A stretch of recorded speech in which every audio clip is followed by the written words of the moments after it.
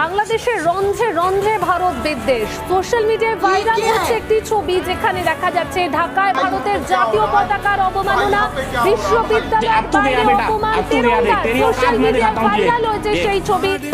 সোমবার বিতর্কিত হিন্দু পণ্ডিত চিন্ময় কৃষ্ণ দাসকে গ্রেফতারের প্রতিবাদে ত্রিপুরা রাজ্যের রাজধানী আগরতলায় বাংলাদেশ সহকারী হাই কমিশনে ভাঙচুর চালায় উগ্র বাংলাদেশ বিরোধীরা। ওই ঘটনার সময়কার কিছু ভিডিওতে দেখা যায় বিক্ষোভকারীরা বাংলাদেশের জাতীয় পতাকা নামিয়ে ফেলার পর তাতে আগুনও ধরিয়ে দিয়েছে।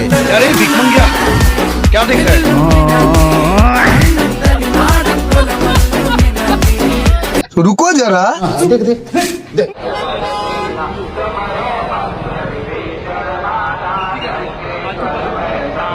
सुकून का नाम सुना है? हाय हाय इतना सुकून।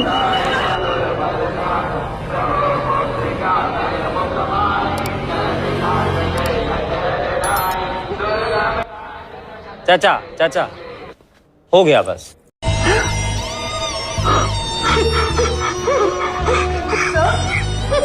करा भाई कैसी लगी?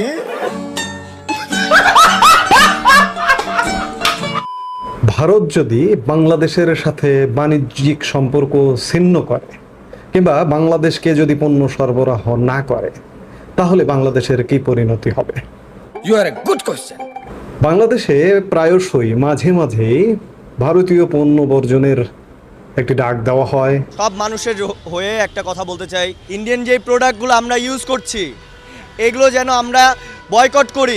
एक गांड पे रैप्टा मारा ना सड़क पे हकता फिरेगा।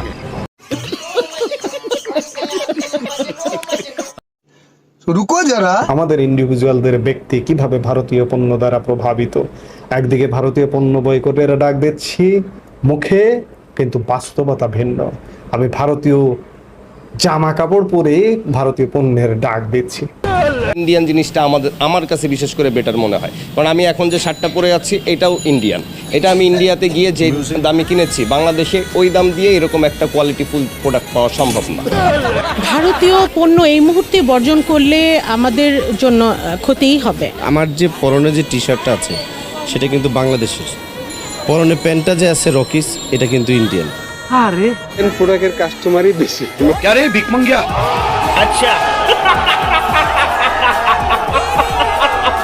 আমি আমার দেশবাসীর কাছে একটা অনুরোধ করতে চাই যে ভারতের সকল পণ্য যাতে আমরা বয়কট করি।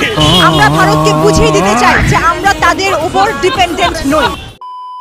প্রথমত তাদের সকল মিডিয়াকে বয়কট করুন, দ্বিতীয়ত ভারতীয় পণ্য বয়কট করতে হবে। বাংলাদেশের মানুষকে বলবো আমরা সেই দেশে যাওয়া বন্ধ করে দিব। अबे तू थोड़ा सा बहन का लोड़ा क्या?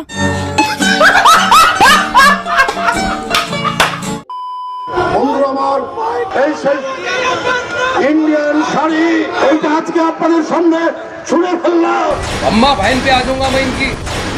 আমি আমার দেশবাসীর কাছে অনুরোধ করতে চাই যে ইউটিউব সাবস্ক্রিপশন থেকে শুরু করে দৈনিক যত পণ্য আছে ভারতের বয়কট করা হোক। আমরা ভারতকে বুঝিয়ে দিতে চাই যে আমরা তাদের উপর ডিপেন্ডেন্ট নই। ভারতীয় পণ্য বর্জনের আহ্বান জানিয়ে ভারত থেকে কেনা চাদর বুধবার নয়াপল্টনে দলের কেন্দ্রীয় কার্যালয়ের সামনে ছুঁড়ে ফেলে ভারতীয় পণ্য বর্জনের আন্দোলনে সমর্থন জানান তিনি। আমরা ওদের পণ্য বর্জন করব। ओ भोंसड़ी वाले चाचा हो गया बस। গত ২৬ নভেম্বর বাংলাদেশে আলু পেঁয়াজ রপ্তানি বন্ধ করে দিয়েছে ভারত সরকার। আর ২ ডিসেম্বর নতুন বছর থেকে স্থল বন্দর পুরোপুরি বন্ধ করে ভারত থেকে আলু ও পেঁয়াজ বাংলাদেশে আসা বন্ধ করে দেওয়ার হুমকি দিয়েছেন বিজেপি নেতা শুভেন্দু অধিকারী। আমরা 25 সালে লাগাতার বন্ধ করে ওদের আলু পেঁয়াজ কি করে খায় আমরা সেটা দেখিয়ে দেব। আমাদের নাম ভারতবর্ষ। ভারতের অভ্যন্তরে স্লট বুকিং বন্ধ করাতে হিলি স্থলবন্দর দিয়ে পেঁয়াজ এবং আলু আমদানি হবে না। আসলে অবস্থা খুবই খারাপ। আপনারা যদি একটু দেখেন, বিশেষ করে এটা সরকারের নজরে আসা উচিত। আবারও আপনাদেরকে দেখাচ্ছি পচা পেঁয়াজ, একদম পচা পেঁয়াজ, যেটা 80 টাকা করে কেজি বিক্রি হচ্ছে। ওখানে দেখলাম পচা পেঁয়াজ বাসা হচ্ছিল, এখানে কি পচা আলু বাসা হচ্ছে? জি, কি করবো, সরকারে দাম কমায় না, এই জন্য খাইতেছি। মানে ভালো আলু কেনার মতো সামর্থ্য এখন জনগণের নেই, না এই জন্য পচা। গরিবেরা কেমনে খাইব কোন? গরিবেরা তো এই খাইতে হইব যদি সরকারে না দেয়। এই পচা আলুগুলো কত করে কেজি কিনছেন? 50 টাকা কেজি। এই পচা আলুগুলো 50 টাকা কেজি কিনছেন? জি। আরে সুধরো রে, আবি তো সুধর যাও। আসলে ভারতীয়দেরকে ঘেউ ঘেউ করা কুকুরি মনে করি, এরা আসলে কামড় দেওয়ার যোগ্যতা তাদের রাখে না। মাইলা তেরা তো গেম বাজানা পড়েগা। ये पकड़ के जा। आज चड्डी नहीं पहने हो ना, साफ पता चल रहा है। খোলা জায়গায় মলত্যাগের অভ্যাস সবচেয়ে বেশি ভারতে। আচ্ছা, এর মধ্যে দেশটির কলকাতার নাগরিকরা এই অভ্যাসে সবচেয়ে বেশি অভ্যস্ত। ঠিক আছে। দেশটির 60 কোটিরও বেশি মানুষ উন্মুক্ত জায়গায় এখনো মলত্যাগ করে। ঠিক আছে সামারিয়া। যেখানে নিজ দেশের নাগরিকদের এমন নোংরা অভ্যাস পরিবর্তন করতে পারেনি দেশটির ভোটারবিহীন অবৈধ মোদী সরকার। ঢাকা, দ্য সিটি অফ পাবলিকের টয়লেট। কি শুনতে খটকা লাগছে? পাবলিক টয়লেট তো বহু শুনেছেন, বাট হোয়াট ইজ পাবলিকের টয়লেট? এই যে দেখেন, এই শহরে যে দেয়ালে করা হয় মত প্রকাশ, সেই দেয়ালে প্রকাশ্যে করা হচ্ছে মূত্র বিসর্জন। ওই যে স্কুল গোয়িং মা আর ছেলে প্রতিদিন এভাবেই লং জাম্প খেলে, এভাবেই ঢাকার যে কোনো পাবলিক প্লেস হয়ে যাচ্ছে पब्लिक टॉयलेट। गजब टू विवाद आदमी। अभी मैं गाली नहीं दे सकता। नहीं, गाली नहीं देना। फैमिली देखती है, वरना मैं ऐसे गाली दूं, ऐसे गाली दूं ना, जिंदगी भर याद रखें ये बड़े भाई।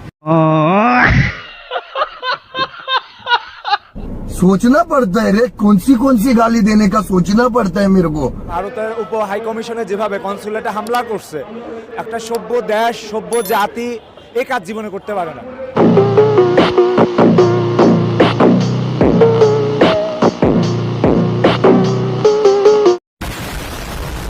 এটা অসভ্যের দ্বারা, মানে আমি তো সেখানকার অতিথিকে এইভাবে আপ্যায়ন করে। আর ভারতে বলতে চাই আসলে ওরা তো সভ্যই না, এটা মাথার মধ্যে তো ঘিলও নাই, তাদের মাথার মধ্যে জ্ঞান বুদ্ধি তো কিছু নেই।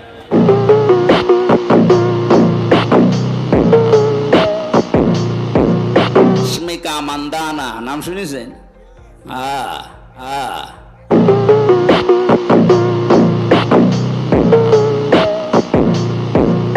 চেয়ার আর কাটিং এ এখন পৃথিবীতে 1 নম্বরে আছে। মুরব্বি अबे साले।